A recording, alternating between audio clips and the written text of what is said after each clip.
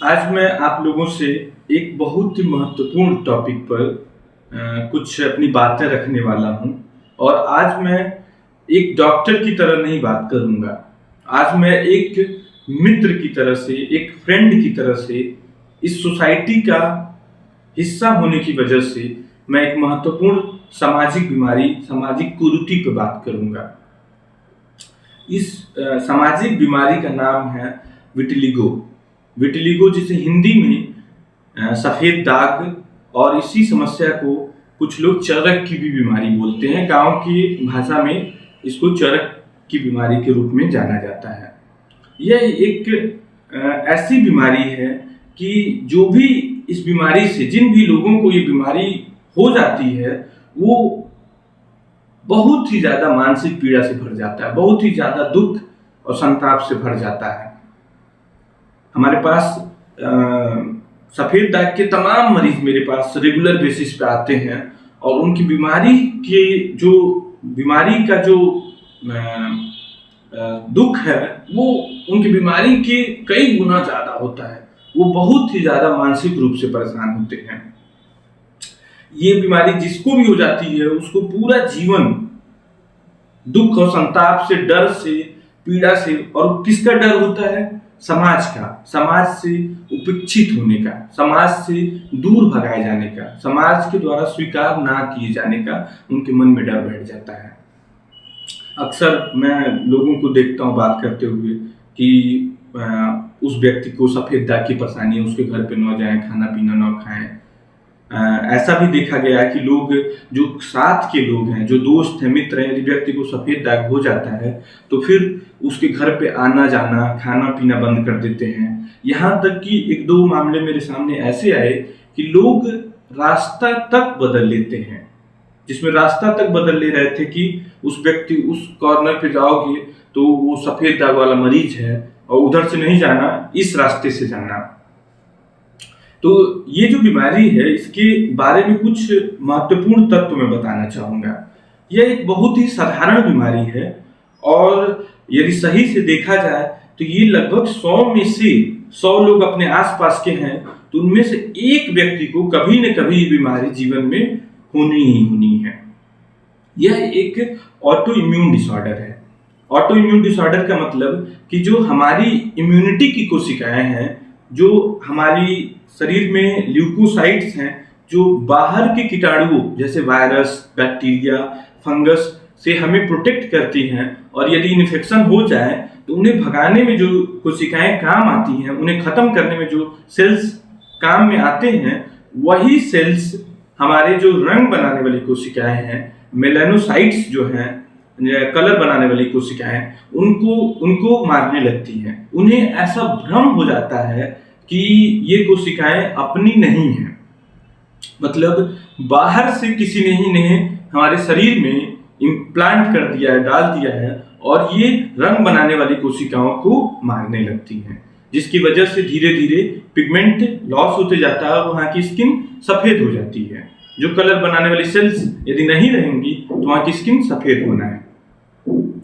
तो ये जो बीमारी है, ये किसी भी व्यक्ति के साथ में खाना खाने, पानी पीने, साथ में कमरा शेयर करने, साथ में रहने, किसी भी प्रकार से ये बीमारी एक व्यक्ति से दूसरे व्यक्ति को ट्रांसफर नहीं की जा सकती है। यदि बीमारी एक व्यक्ति से दूसरे व्यक्ति में फैलती तो हम लोग जो स्किन के डॉक्टर हैं वो तो रोज 10, 20, 50 मरीज इस बीमारी के देखते हैं। तो नियम से, उस हिसाब से तो सबसे पहले बीमारी जो स्किन के डॉक्टर्स हैं उनको होनी चाहिए, क्योंकि वो तो हर तरह के केस देख रहे हैं। जितने भी प्रकार के विटिलिगो हैं, ल्यूकोडर्मा है, इवन पूरे शरीर पे फैले हुए जो केसेज हैं उन्हें भी रेगुलरली हैंडल कर रहे हैं। तो ये बीमारी किसी भी एक व्यक्ति से दूसरे व्यक्ति में बिल्कुल भी नहीं फैल सकती है। ये अच्छे से इस एस्पेक्ट में रिसर्च किया जा चुका है।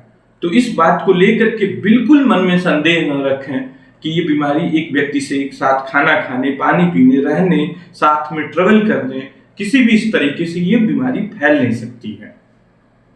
इस बीमारी के इलाज के लिए अभी तमाम तरह की दवाइयां उपलब्ध हैं। यदि शुरुआती दौर में या और अच्छे से इलाज किया जाए तो इस बीमारी का इलाज किया जा सकता है। लेकिन इस बीमारी के इलाज में जो दवाइयाँ इस्तेमाल की जाती हैं वो प्रायः इम्यूनोसप्रेसेंट ग्रुप की दवाइयाँ होती हैं। मतलब कि जो सेल्स हमारी इम्यूनिटी, मतलब ल्यूकोसाइट्स को मजबूत जो सेल्स होती हैं जो इम्यूनिटी मेंटेन रखती हैं, उन सभी सेल्स को ये दवाइयाँ कमजोर करती हैं। मतलब इन दवाइयों को लेते समय थोड़ा सा इन्फेक्शन बढ़ जाने का खतरा होता है। अब जैसे मेरे पास ऐसे तमाम मरीज आते हैं जो कि ओल्ड एज के होते हैं, 70 ईयर्स 80 ईयर्स के, 80 साल के पेशेंट होते हैं। उनकी बहुत सारी दवाइयाँ चल रही होती हैं, जैसे कि हाइपरटेंशन की, हार्ट डिजीज की, और भी तमाम, किडनी की, लीवर की। तो ये पेशेंट्स आते हैं, कई बार तो ऐसा होता है कि पेशेंट आकर के 80 साल का कोई बुजुर्ग है, वो आकर के पैर पकड़ लेते हैं कि डॉक्टर साहब हमें ये ठीक कर दो, हमारी बेटी का शादी नहीं हो रहा है, कोई अंग काट करके देना हो तो भी ले लो, लेकिन ठीक कर दो, किसी भी तरीके से ठीक कर दो। लोग 5-5 लाख 10-10 लाख रुपए देने के लिए तैयार रहते हैं क्योंकि बेटी की शादी नहीं हो पा रही, उनके घर में कोई रिश्तेदार विजिट नहीं कर पा रहा है। तो ये इतनी ज़्यादा ये सामाजिक स्तर पे बीमारी ने दिक्कत पैदा कर रखा है। अब ओल्ड एज में इसमें ट्रीटमेंट इम्यूनोसप्रेसेंट्स डॉक्टर देने से बचता है, क्योंकि उम्र की वजह से ऑलरेडी इम्यूनिटी वीक हो चुकी रहती है। तो ऐसे कंडीशन में यदि इम्यूनोसप्रेसेंट्स दिया जाएगा तो इन लोगों में और ज़्यादा निमोनिया और दूसरी तरह के खतरनाक जानलेवा इन्फेक्शंस हो सकते हैं। इसके अलावा जो इसमें दवाइयाँ इस्तेमाल होती हैं, जैसे मेथोट्रेक्सेट, एजाथायोप्रिन, साइक्लोस्पोरिन, स्टीरॉइड्स, इनका और भी कई तरह के साइड इफेक्ट्स देखे गए हैं, विशेष करके लेट एज में, 50 के ऊपर एज में बहुत ही सतर्कता के साथ इनका उपयोग करना होता है। इनकी वजह से लीवर पे असर आ सकता है, किडनी पे असर आ सकता है, हड्डियां कमजोर हो सकती हैं। इसके अलावा डायबिटीज, हाइपरटेंशन, इस तरह की भी ये दवाइयां बढ़ा सकती हैं। तो ऐसे कंडीशन में चिकित्सक 50 के बाद उम्र में इन सब दवाइयों का उपयोग करने से बचते हैं। अब यदि सही से दवाइयां नहीं उपयोग में लाई जाएंगी तो निश्चित तौर पे ही बीमारी को ठीक कर पाना मुश्किल है। लगाने वाली दवाइयां काफी कमजोर होती हैं, तो इस वजह से काफी केसेस में 60-70 ईयर्स की ओल्ड एज के केसेस में इस बीमारी का इलाज नहीं हो पाता है। तो ऐसे कंडीशन में वो लोग और परेशान हो जाते हैं कि अब उनके पास इलाज भी नहीं है, और ये उनके लिए बहुत बड़ा दुख का कारण हो जाता है। और जब भी मैं इस तरह के पेशेंट से मिलता हूं तो मेरा मन काफी दुखी हो जाता है कि एक साधारण सी बीमारी जिसमें व्यक्ति को ना खुजली होना है, ना जलन होना है, ना किसी तरह की वो स्किन में दर्द पैदा कर रही है, दुखन पैदा कर रही है, वो बीमारी किसी भी व्यक्ति से दूसरे व्यक्ति में फैल नहीं सकती है, उस बीमारी को हम लोग इतनी हीन भावना से देखते हैं।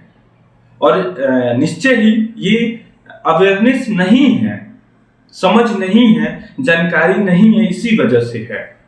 इतनी हमारी सोसाइटी इतनी अपैथी के साथ नहीं है। शायद इसके पीछे महत्वपूर्ण कारण यही है कि समझ नहीं है, लोगों को जानकारी नहीं है इस बीमारी के बारे में।